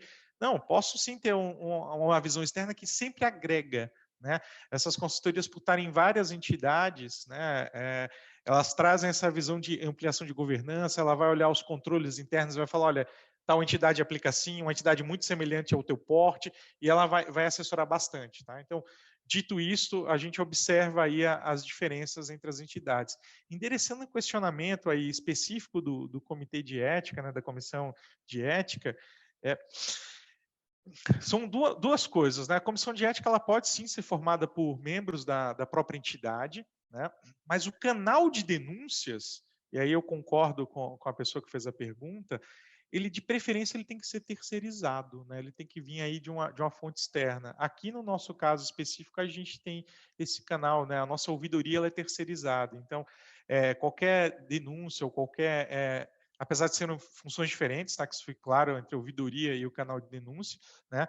Mas ela é terceirizada e isso não vem para a gente esses dispositivos vêm aqui para a entidade anonimizados, né? Já a comissão de ética, ela de fato é composta aí por colaboradores, às vezes membros do conselho, às vezes membros da diretoria. No nosso caso aqui específico, são compostos por colaboradores e ela tem o dever, né, lá no regimento da comissão de ética de trazer isso a contento da diretoria, né? E caso a denúncia seja feita sobre um diretor, ao conselho deliberativo, né? Isso posto, essa questão da anonimização dos dados, né, da denúncia, ela é importante e cabe no regimento do comitê, né, de ética, da comissão de ética, ter o tratamento disso. Então, as pessoas têm que saber que ao você se indicar, ou se você, no caso, a maioria dos casos, né, nas entidades, é uma função voluntária, né, ou indicada aí escolhida entre os colaboradores da entidade, ninguém vai receber uma remuneração a mais por estar no comitê de ética. Essas pessoas que estão ali, elas têm que estar são fiéis depositárias daqueles valores que estão ali no código de ética e nos regimentos da comissão. Eu estou falando isso porque aqui, olha só, dentro da nossa entidade, a gente tem a comissão, ela apura isso de uma forma muito segregada e isso não vem a contento dos demais colaboradores da entidade. E quando é algo relativo a um colaborador, isso para na diretoria e é informado ao Conselho Fiscal. E, graças a Deus, por enquanto, a gente não teve, né, pelo menos no nosso mandato, nada que fosse para a diretoria que precisasse ir para o Conselho Deliberativo, mas isso daí seria tratado dessa forma. Tá?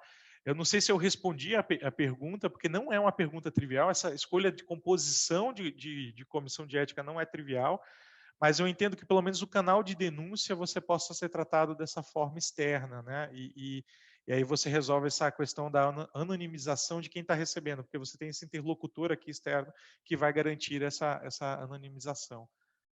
Passo a bola aí para o João e para a Claudinha para quiserem complementar, ficarem à vontade. Lucas, a gente trabalha muito similar a isso que você falou, só que no nosso caso, nós temos também a ouvidoria separado do canal de denúncias, né? E temos também escrito que, se por acaso alguma denúncia chegar na ouvidoria, que seja relativa, por exemplo, a um diretor, a um empregado, que não seja uma coisa relativa, por exemplo, ali ao plano de saúde, o próprio ouvidor, ele manda para o comitê de ética, né? E o nosso comitê de ética, ele é formado por um representante do Conselho Deliberativo, um do Conselho Fiscal, um diretor e empregado eleito. Então, a gente faz, a cada 2 anos, uma eleição interna e os próprios colaboradores, eles elegem alguns membros. Então, eu acho que é importante tudo isso, além de você ter tudo isso escrito, né, no código de ética, no regimento do comitê de ética, como é que ele vai funcionar, você ter esse canal de denúncia que garanta, né, que a identidade das pessoas não será revelada. E a gente também trabalha do mesmo jeito que você falou. Se uma denúncia for em relação a um diretor, isso vai direto para o Conselho Deliberativo. O próprio comitê já remete para o Conselho, né? E se for de um empregado, vai para a diretoria, é bastante similar a isso que você falou. Então, isso é importantíssimo. Se você não tem como garantir a anonimização, ainda mais agora com a LGPD, que é outro encargo que chegou aí, que é mais uma coisa para a gente ver, então que seja terceirizado mesmo. Com relação aos outros processos, né, que o pessoal perguntou em relação ao porte das entidades, eu diria que, além de utilizar de toda essa questão das consultorias, tem que ter muita criatividade, né? Você não vai montar uma área de auditoria interna numa entidade que tem 10 mil participantes, 5 mil participantes. Não faz sentido esse tipo de coisa, né? E quando o João estava ali falando, eu me lembrei de uma outra coisa, João. Nós, vamos falar 10 anos atrás, 15 anos atrás, não me lembro mais, né? O foco da nossa atuação era o investimento. Né? A gente só olhava o ativo, praticamente, né? Não, grosso modo falando, né? Você olhava muito para o ativo e pouco para o passivo, né? Depois vieram os estudos da ALM e a gente começou a olhar também porque a garantia que o ativo possa pagar o passivo no longo prazo, esse compromisso atuarial que a gente tem, né? É muito forte, né? Então, esse olhar também para o passivo e não só para o lado do investimento, do balanço, né? O ativo e o passivo, ele é muito importante, essa interpretação, né? Nunca deixar de lado o olhar para o compromisso que você tem. Qual é o teu compromisso? João? Eu prefiro não me manifestar muito sobre esse tema, até porque a gente não tem aqui na entidade, nós não temos canal de denúncia, não temos ouvidoria, né? Então, é algo que a gente vai ter que pensar em implementar daqui a um tempo.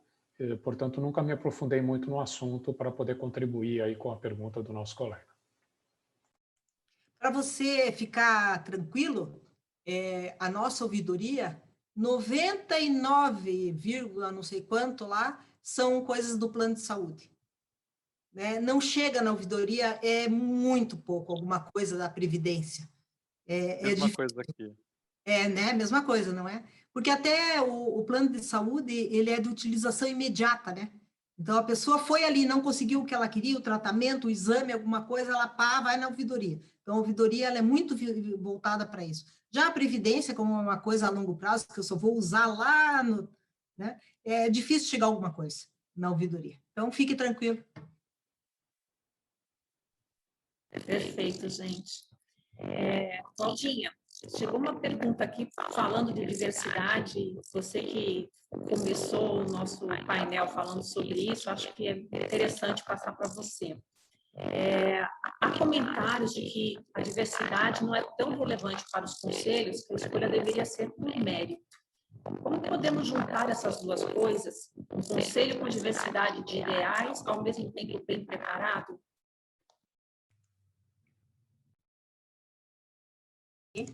Aí. Olha, esse é um grande desafio, né? Porque eu acho que essa pergunta, ela meio que condensa tudo que a gente está falando aqui, né? Então, eu não usaria merecimento, né, como uma ferramenta, um requisito para a pessoa ser indicada para um conselho ou mesmo para uma diretoria, mas eu acho que a pessoa, quando falou merecimento, ela quis dizer capacitação, né? Capacidade técnica, capacidade de gestão, porque não é só capacidade técnica, né? Eu posso ter, digamos assim, são as competências que a pessoa tem, que juntam ali seus conhecimentos, suas capacidades, mas também as suas atitudes. Né? Então, eu acho que isso pode fazer um bom conselheiro, seja ele homem, mulher, seja negro, seja branco, seja índio, seja o que for, né? Mas eu tenho um pensamento, assim, que eu falo sempre lá na entidade, né? A gente vive numa sociedade, e como que é formada essa sociedade? Por homens, mulheres, brancos, pretos, chinês, japonês, por tudo que nós temos de diversidade, né? Então, por que a nossa empresa não vai ser aderente à sociedade? Então, na minha empresa também, eu deveria ter metade homem, metade mulher, metade branco, metade preto e por aí afora, né? Então, eu não sei, eu fico um pouco na dúvida se esse merecimento tem a ver, assim, eu mereço porque já fiz tanta coisa, então agora eu mereço ser conselheiro ou ser dirigente. Eu acho que é mais que a pessoa quis dizer, assim, que é na parte do conjunto das competências que a pessoa fez, né? E quando a gente fala em equidade, eu acho que é muito mais um equilíbrio, uma equidade nas oportunidades do que, digamos, em cotas. né? Então, eu não quero dizer assim que são 6 conselheiros, tem 3 ser homem e 3 ser mulher. Não, não é isso, né? É que eu acho que as oportunidades têm que ser dadas de maneira a que você consiga, mesmo na empresa, a ter esse equilíbrio, que ao longo do tempo você consiga vencer essas barreiras e você consiga que haja esse equilíbrio e essa equidade dentro dos boards e dentro das diretorias e mesmo dentro das empresas, né? Comenta-se por aí, não é o caso da minha patrocinadora, né, que as mulheres ganham lá 30% mesmo a menos que os homens nas mesmas funções, que às vezes não são dadas as mesmas oportunidades das mulheres. Existe, né, um pouco assim de machismo, um pouco de exclusão das mulheres, por questão da maternidade, por questão de terem filhos, por questão das duplas funções. Então, eu sempre digo assim que eu conto muito com os meninos, para que eles fortaleçam e empoderem também as mulheres, para que elas alcancem, né, também esses cargos e essa projeção, esse seu lugar na sociedade. Que isso que é o merecido, né? Se nós temos competência, que nós sejamos olhados, né, todos como iguais, né? Então, esse equilíbrio. Então, de maneira nenhuma eu quero falar em cotas, porque não tem, assim, uma opinião tão formada que seja favorável a ter cotas, por exemplo, num conselho, que tem que ser metade daqui, metade dali, não. Já tem a paridade da lei, né, que é metade eleito, metade indicado pela patrocinadora, porque daí aí você tem também um equilíbrio, né? Mas eu acho que quanto mais diversidade você tiver num grupo que está discutindo mais qualquer assunto, mais equilíbrio você vai ter nas decisões que serão tomadas. Lucas, vi que você abriu o microfone aí, vi que você vai me ajudar aí na resposta. O que eu ia te falar é que eu fico muito feliz de ver que a situação está mudando também, né? Se a gente pensa, eu lembro dos primeiros congressos lá que eu fui no começo dos anos 2000, você só via homens no congresso, né? Conselheiros. Agora você começa a ver uma diversidade, pelo menos aqui na Fundação Todos Liberta. de gravata, bem arrumadão, assim, né?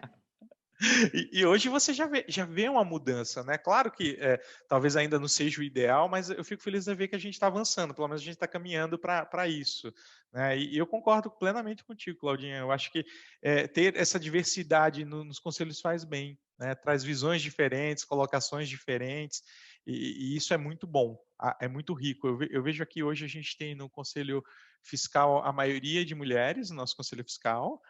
E no Conselho Deliberativo a gente está ali 60-40, mas é algo que eu lembro das minhas primeiras reuniões de conselho ainda, não na antiga empresa, na outra entidade que eu passei há vários anos atrás, era um board de suecos, só tinha gente da Suécia, né, era uma multinacional sueca que eu trabalhava lá quando eu comecei minha carreira em Previdência, e só tinha homem.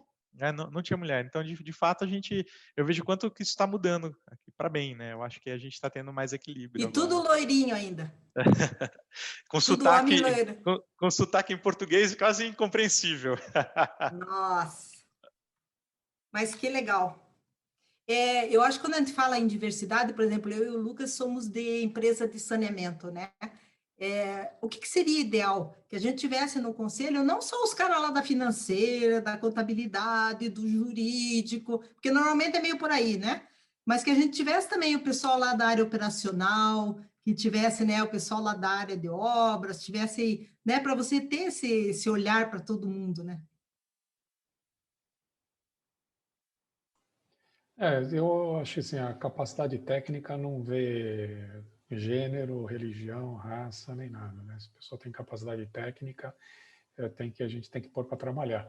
O único problema é que hoje em dia a gente está encontrando dificuldade de achar qualquer coisa dentro da empresa, né? Quer seja homem, mulher, branco, porque não tem, né? Tá difícil de achar, pelo menos por aqui tá difícil, né? Outras empresas talvez não, mas a gente está passando por um apagão aí bastante complicado, tá? Mas a gente no conselho, no nosso conselho fiscal anterior, nós tínhamos de 5 pessoas, tínhamos 2 mulheres.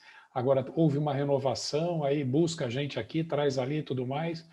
Se não me falha a memória, eu acho que só ficaram homens, mas no nosso deliberativo foi eleita uma mulher, né? Então, nós temos ali uma representante feminina no deliberativo e na diretoria também temos uma representante. Mas nunca não estamos olhando por essa questão que a Cláudia falou de cotas, nem nada. É assim, olha, você topa? Então vem. Né? É o que eu falo, né? Você não consegue achar ninguém, né? Então você fala, precisa de alguém em fundo de pensão, você vai, um sai pela direita, outro sai pela esquerda, ninguém quer assumir o compromisso. Né? Então tá difícil de achar um ser humano para trabalhar nesse negócio, mas é isso. Perfeito. A gente tem aí 10 minutinhos. Eu vou fazer uma pergunta, uma última pergunta, e a gente tenta responder rapidinho para vocês terem tempo de fazer as considerações finais, tá? Acho que a gente pode até fazer essa pergunta falando bem pouco, mas eu achei ela muito pertinente e bem interessante. Assim, por tudo que a gente fala, a gente teria que ter no conselheiro um super-homem. Como encontrar um caminho do meio para isso? Eu não diria que o conselheiro tem que ser um super-homem, né?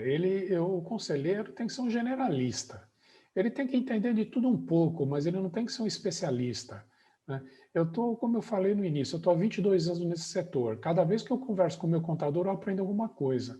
Então, assim, em 22 anos eu não consegui aprender contabilidade totalmente, né? E sou muito franco em dizer, eu não me sinto capaz de fazer a contabilidade do meu fundo de pensão, porque eu não conheço tudo de contabilidade. Mas conheço o suficiente para poder ter um diálogo com o meu contador, um diálogo produtivo e onde a gente faz definições estratégicas e operacionais dentro da minha contabilidade. Tá? É claro que eu, numa posição de dirigente, de diretor, de AETQ, de responsável pelos planos, esse tipo de coisa, é claro que eu preciso ter um aprofundamento maior, isso é dever de ofício. Agora, o conselheiro, ele não tem que ser um super-homem, ele tem que ser um generalista, ele tem que saber discutir uma reavaliação atuarial, ele tem que saber olhar para os investimentos, saber a importância de um enquadramento, a importância dos limites, ele precisa saber da parte previdencial, as regras do regulamento, que muitos deles às vezes não sabem, são coisas simples, conhecer as suas funções que estão descritas no estatuto, mas definitivamente um conselheiro não precisa ser um super-homem, não. Agora, aquela pessoa que carrega o piano ali, que nem eu, o Lucas, a gente carregou durante muitos anos ali sozinho praticamente, né? Eu quando comecei lá, há 22 anos atrás, era eu. Né? Aí depois a gente foi evoluindo. Hoje nós somos em 5. Né? Ainda continua pouca gente, mas, de novo, né, está adequado ao porte e à nossa complexidade. Mas quando é você sozinho, aí sim você precisa ser um super-homem. Agora, quando você tem alguém para compartilhar ali o fardo, realmente fica mais fácil.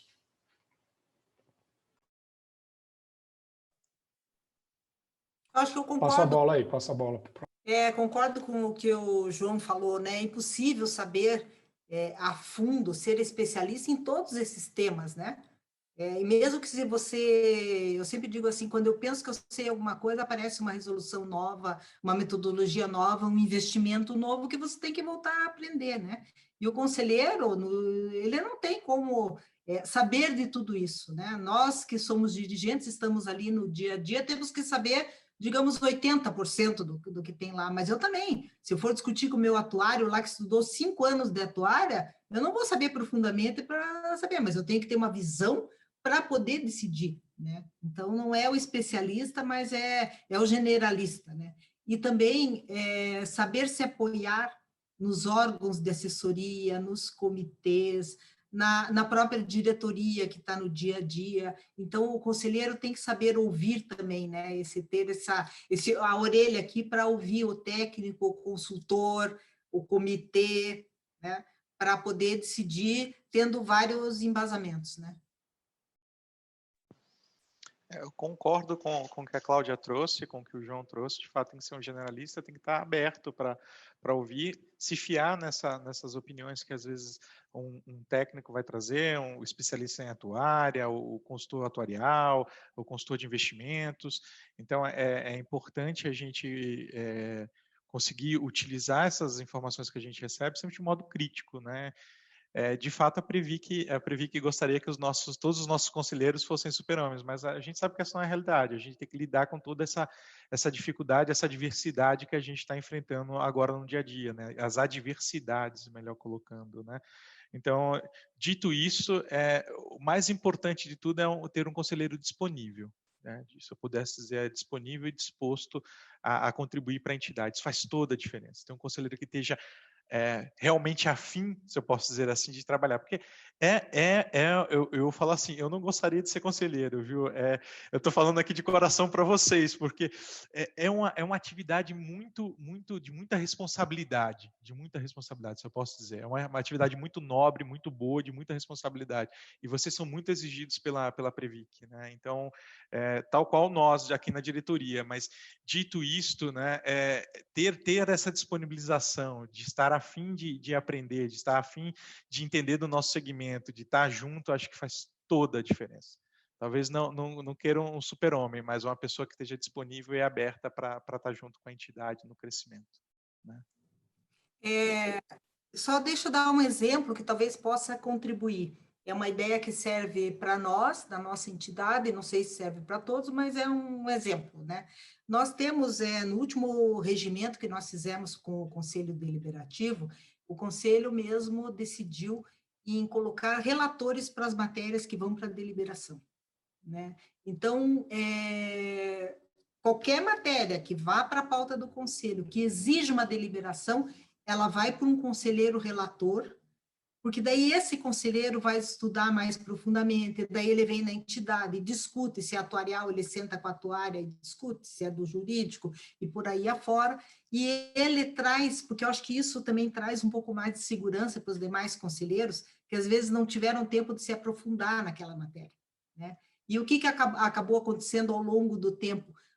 Quando é uma questão, por exemplo, atuarial, os próprios conselheiros dizem assim, manda esse para o fulano, porque o fulano já está mais com esse assunto, né? Então, assim, a gente vai distribuindo, a gente faz com que todos, né, tenham as suas responsabilidades, mas a gente está usando essa prática. Tem funcionado, né?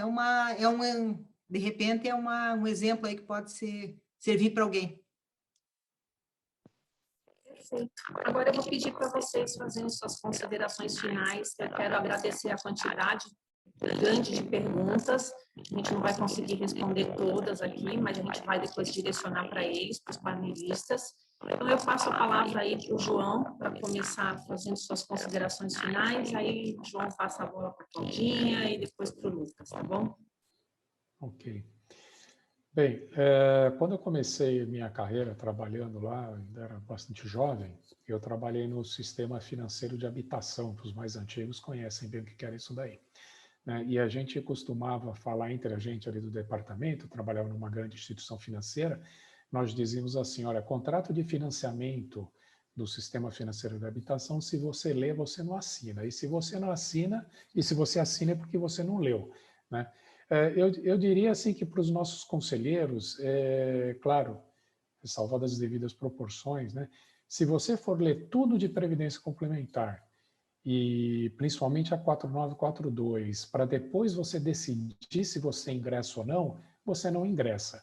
Se você ingressou, é porque você não leu, muito provavelmente, porque é um terrorismo que é uma coisa impressionante, né? E tem alguns consultores aí de mercado, né? Quando a gente chama para falar dentro da entidade para os nossos conselheiros, que eles colocam terrorismo mesmo, porque o camarada sai dali correndo e fala assim, nunca mais me fala de ser conselheiro de fundo de pensão. Mas não é bem assim. Claro, eu acho que a norma ela é realmente bastante restritiva, é bastante punitiva, o risco é alto, a gente responde na pessoa física, diferentemente nas nossas patrocinadoras, que você responde na pessoa jurídica, né? O tesoureiro cometeu um erro gigantesco no head lá, o que vai acontecer? Ele vai perder o emprego dele, né? O chefe dele vai mandar ele embora, o acionista vai mandar embora e acabou, ele vai arrumar emprego em outro lugar. Aqui não, a gente perde o cargo, é processado, pode ter os bens sequestrados, pode ter aquele penhor online, ou seja, é um terrorismo danado. Mas o que é importante para vocês é vocês estarem muito bem assessorados com uma estrutura de excelentes consultores e com um time operacional e aí o time de diretoria e os seus respectivos subordinados, pessoas muito bem preparadas.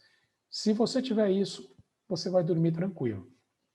Agora, se você não tem isso e se você também delega de maneira arbitrária isso para outra pessoa, aí é melhor você dormir preocupado. Mas, para finalizar, realmente é um setor que a gente está apaixonado, eu sou apaixonado há 22 anos nesse setor, assim como o Lucas, e faço votos que todos tenham bastante sucesso aí nas suas incumbências daqui para frente e, independente do Summit, me coloco à disposição de vocês aí, caso queiram bater um papo adicional. Obrigado a todos, obrigado a Márcia, parabéns Lucas, Cláudia, e obrigado a TAG pela oportunidade. Um abraço a todos. É isso aí, João. Eu perdi um pouquinho para vocês, que eu só estou há 21 anos na área de previdência, e realmente é uma cachaça, né? Não tem como a gente se desvencilhar desse mundo, porque você está fazendo bem, então só coisa boa, né? Se for para eu deixar uma mensagem para os conselheiros, reforçando aquilo que o João falou, busquem sempre conhecimento, capacitação, apoio nas decisões, quer seja de consultores, dos técnicos, dos próprios diretores, né? Porque se há confiança entre os órgãos de governança, né? Tem que haver, né, essa confiança para que as coisas transcorram da melhor maneira possível para você obter os melhores resultados, né, lá no fim do dia, né? Preservar sempre pela questão do ato regular de gestão, nunca esquecer disso, porque estamos sujeitos à supervisão, à fiscalização da Previ, que o João bem colocou aí, no nosso próprio CPF, buscar sempre promover transparência, né, que a transparência, a comunicação, a informação a todos os públicos seja dada. Eu acho que todos os órgãos de governança devem preservar com isso. Tentar sempre chegar num consenso, né, que você esteja buscando aí o bem tanto da patrocinadora, dos participantes e da própria entidade. A questão de buscar competências para ser sempre eficiente e não esquecer nunca que nós temos que prestar contas dos nossos atos, né?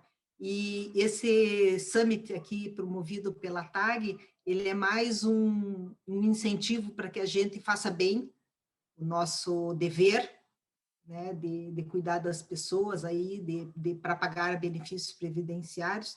Então, é uma maneira da gente buscar também capacitação e conhecimento, troca de experiências, né? Eu até ligo para o Lucas para saber alguma coisa, né? Lucas, como é que vocês estão fazendo tal coisa aí? Lucas, como é que faz tal coisa aqui?